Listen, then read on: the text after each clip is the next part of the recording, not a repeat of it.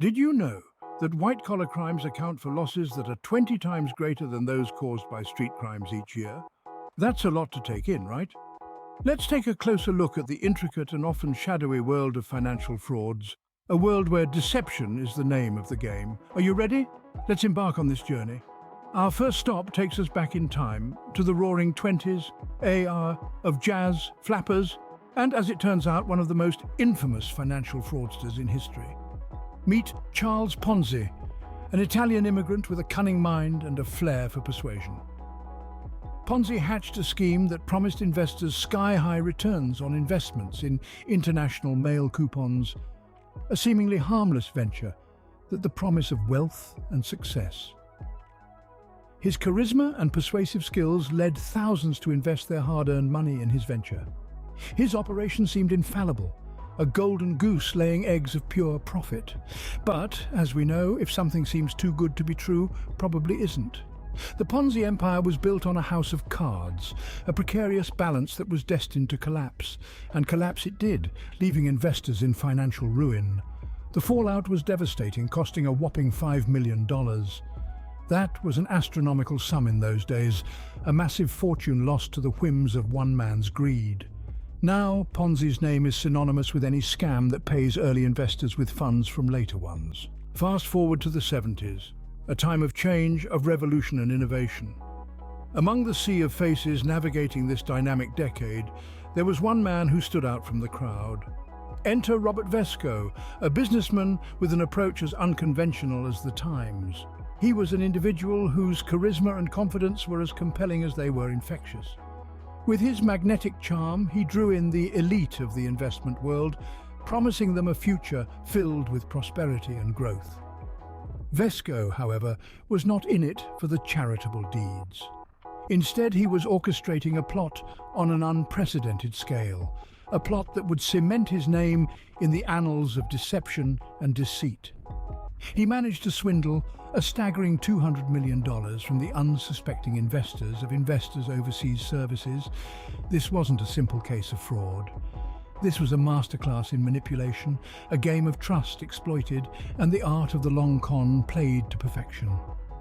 Vesco relished in the spoils of his ill-gotten gains. He lived an opulent life, filled with the finest luxuries money could buy. From private jets to palatial estates, his existence was a testament to his triumph, a cruel reminder of the trust he shattered and the lives he financially ruined.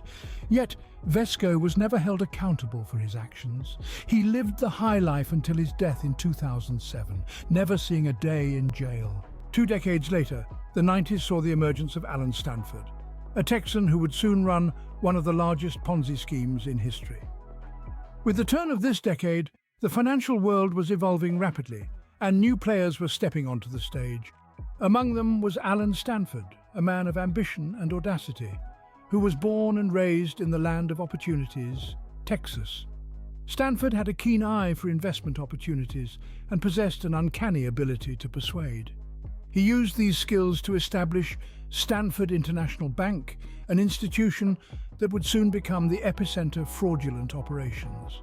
The bank offered high-interest certificates of deposit that attracted investors from all over the world. The promise of high returns convinced many to entrust their hard-earned money to Stanford and his bank. However, what the investors didn't know was that they were being sucked into a financial vortex that was the Stanford Ponzi scheme. Touted as a lucrative investment opportunity, it was nothing but a mirage. Stanford siphoned off the investors' money for his personal gain, while the promised returns were financed by the money from new investors. This vicious cycle until it couldn't anymore. The scheme collapsed, and the extent of the fraud was revealed. Stanford had defrauded investors of a staggering $7 billion. Following a high-profile trial, Stanford was finally brought to justice. He is currently serving a 110-year sentence. The new millennium brought with it a new breed of white-collar criminals. The dawning of the new era was not just about technological advancements and globalization. Intricately tied to these developments, a darker undercurrent was surfacing, personified by an individual named Bernie Madoff. Madoff, once a towering figure on Wall Street, dazzled the world with his acumen. He embodied a charismatic persona which made him a trusted entity in the financial sector. Over the years, Madoff built a vast financial empire, boasting of thousands of investors who trusted him with their hard-earned wealth. However, behind the scenes, Madoff was orchestrating an intricate fraud. His reputable persona masked the most notorious Ponzi scheme the world had ever witnessed. He employed a deceptively simple strategy, promising investors high returns and using the money from newer investors to pay off the older ones.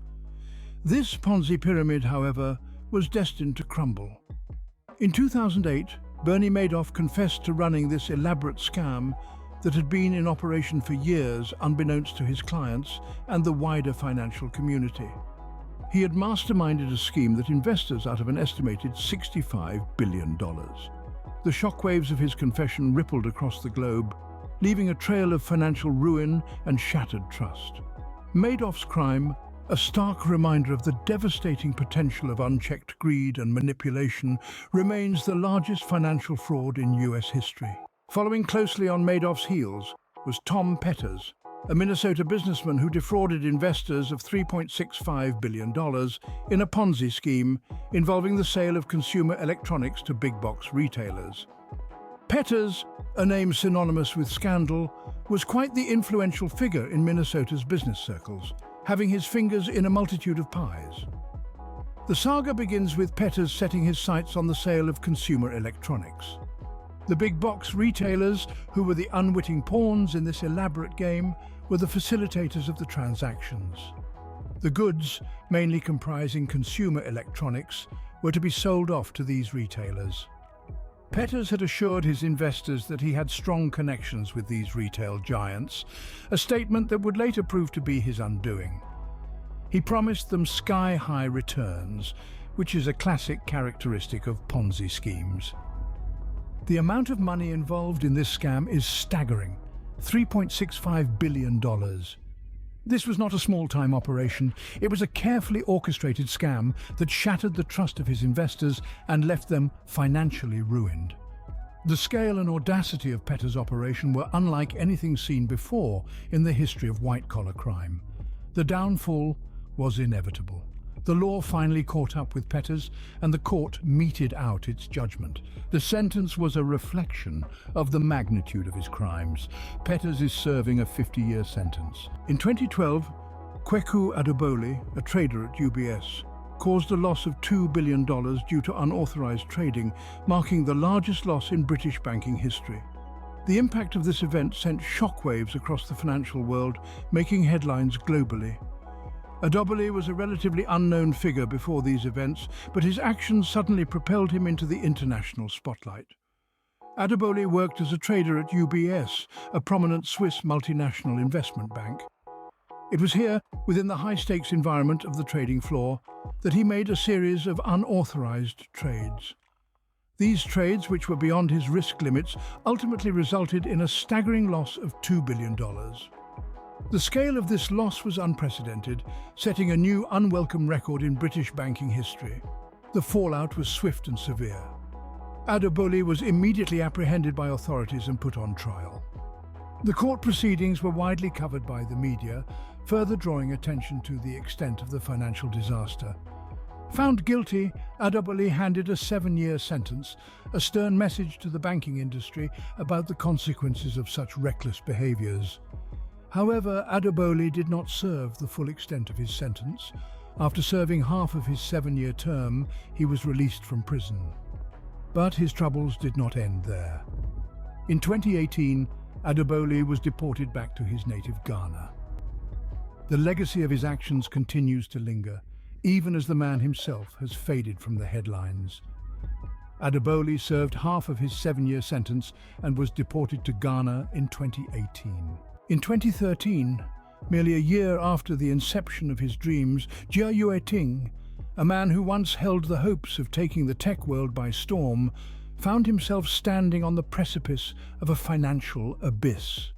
Holding a grimace against the stormy winds of financial crisis, he was forced to admit to a debt of a staggering $2 billion owed to various creditors.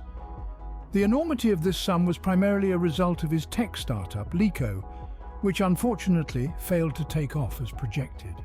LeetCo, in its initial stages, was touted as the next big thing in the tech world. However, the reality unfolded quite in contrast. Jia's management of LeetCo's finances left a lot to be desired, creating a snowballing effect that led to its devastating downfall. His monetary decisions were often called into question, and the $2 billion debt was a testament to the disastrous consequences of those decisions. This catastrophic failure and the resultant chain of events serve to underline the importance of sound financial management. It puts into perspective the monumental risks tech entrepreneurs are exposed to. It shines a spotlight on the perils of reckless financial decision-making and the domino effect it can have on a business.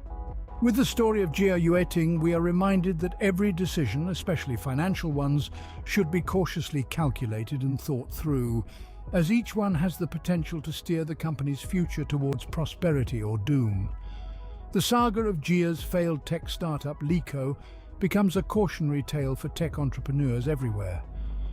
It is a tale about the fiery dance between success and failure, about grand dreams and harsh realities, and ultimately about the complex world of tech entrepreneurship. The story of Jia's financial mismanagement serves as a cautionary tale for tech entrepreneurs. In the year 2015, Martin Shkreli, whom the public collectively referred to as the most hated man in America, was found guilty of securities fraud, an event of such magnitude it shook the financial world. Who is Martin Shkreli, you may ask? Shkreli is a man who would eventually wear the dubious crown of public scorn. He was not a hardened criminal, the likes of which we picture when we think about those serving time behind bars. Quite contrary, Martin Shkreli was a businessman, an entrepreneur, an executive in the pharmaceutical industry. But it was his notorious actions in this very industry that led to his downfall. Shkreli, already a contentious figure, became infamous for a shocking decision that brought him undying notoriety. Overnight, he decided to hike the price of a life-saving drug by a staggering 5,000%. This wasn't just a widely used drug or a popular one, it was one that people depended on for their very survival. The decision sent shockwaves throughout the nation, leading to public outrage and media scrutiny. An act of such greed, such heartlessness, stole hope from those dependent on the drug. It led to public outcry, demanding justice for such ruthless profiteering. The consequence of this shocking act? Martin Shkreli was prosecuted and convicted. He is currently serving a 7-year sentence. The world of cryptocurrencies saw its biggest fraud in 2018. This marketplace of digital money, unlike any other, was rocked to its core when one of its major players, Quadriga CX, was enveloped in a scandal that seemed like a plot ripped from a thriller novel. At the epicenter of this storm was Gerald Cotton, an ambitious entrepreneur and the CEO of known for his savvy business tactics and an uncanny knack for understanding the cryptosphere. Cotton was a stalwart in the industry.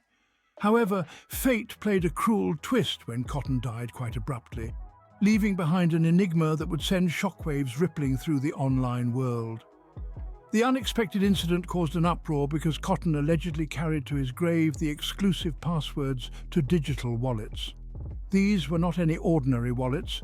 They were virtual vaults holding an astonishing $190 million in cryptocurrencies, a fortune lost in the digital ether. The aftermath was chaotic as investors panicked, experts were perplexed, and authorities were left to untangle the perplexing web of digital money. This event was more than just a loss. It was a chilling reminder of the volatile and unpredictable nature of cryptocurrencies. Yet amidst the confusion, one fact remained clear. The magnitude of the losses was unprecedented, dwarfing any other mishap in the history of cryptocurrencies. As the dust settled, eyes were on the investigation that was shaping up to be a watershed moment in the world of digital currency. The case, saturated with intrigue and abounding with unanswered questions, remains under investigation. Our list ends with the most recent case, the Wirecard scandal of 2020. Wirecard, a frontrunner in the financial sector of Germany, shocked the world with its downfall. This company, positioned as a payment processor and financial services provider, had always been considered a significant player in the world of finance. Its collapse, however, unveiled a startling reality. a gaping hole in their accounts amounting to almost 2 billion euros. This astounding sum, they confessed, was merely a mirage on their balance sheet. It likely didn't even... This revelation led to an inevitable declaration of insolvency by the company. As the plot unfolded, the once revered CEO, Marcus Brown, was apprehended and is now awaiting trial. Each incident in this saga has left a profound impact, causing not just a catastrophic financial loss, but also severely shaking public faith in institutions that once unshakable. These cases serve as grave reminders of the depths of deception and fraud that lurk beneath the surface of the financial world. Yet they also strengthen our resolve in the fight against white-collar crime. They give us hope that despite the seemingly insurmountable odds, justice will prevail. The fight against white-collar crime continues, with hope that justice will prevail.